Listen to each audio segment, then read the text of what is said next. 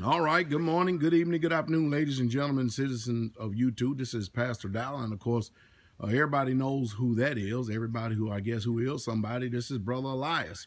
Brother Elias has got him a nice little buck there.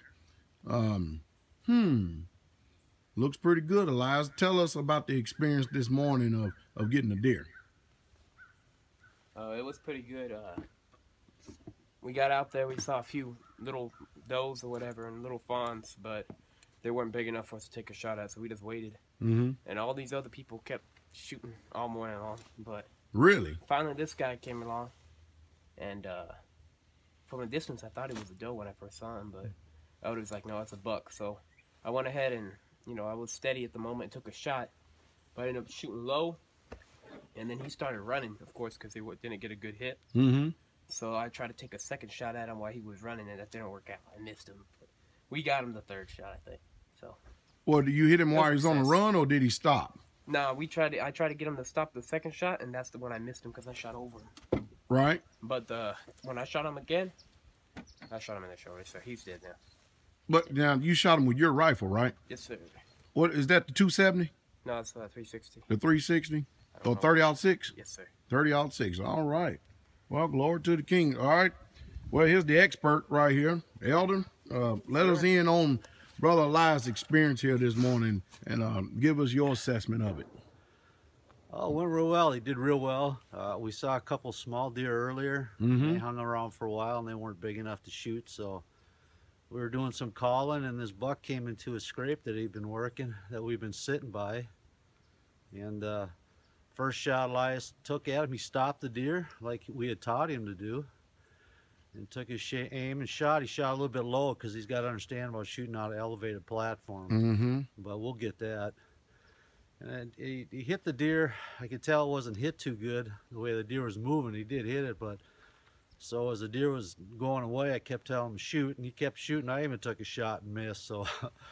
But the deer come around back towards where we were sitting, and that fourth shot, Elias hit him. He finally went down, and then there's the rest of the story. Woo! There sure is a lot of people out here shooting on today's National Day of Mourning, isn't it? Yeah, it sure is. It's been a busy morning. Been a busy morning, man. These, here in Tennessee, and that's the reason why you don't see bucks too much bigger than this right here, because these people down here is a bunch of gun bunnies. You saw Brother Randy's the other day, right? I saw Brother Randy's. That was a huge buck. That was a big buck. And he's happy, too. He sure is. Mother Muncie just gave me some idea as far as doing the meat right here, but this one's a pretty nice size. This is a good deer. This is a good one. Typical Tennessee deer, about right body size. Right. That's all right. That's all right. That's all right. Well, what's that for the year for us? 3? 3 for the year, yeah. Giving all the brethren that actually hunts.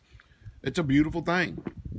And, if you don't come out of the cities, you're never, ever, ever going to learn what it means to actually take care of yourself, support yourself, and to actually provide for yourself. So, of course, there's some field dressing that has to go on and stuff, and some processing. So our sisters are going to be busy on this National Day of Mourning here this morning. But I tell you what, when you put together the hunters that we have here on the land, Elder Doug being the chief, and that's the reason why when y'all come to GOTS, you really truly need to pay attention to the instructions, because he just gave another hint right there again. It's a little bit different shooting on an elevated platform as opposed to shooting on a flat plane. Yeah, it is. It is. The trajectory of the bullet behaves differently. Yes. Because of the angle. And many of you out there, because you're not going to see venison in the store.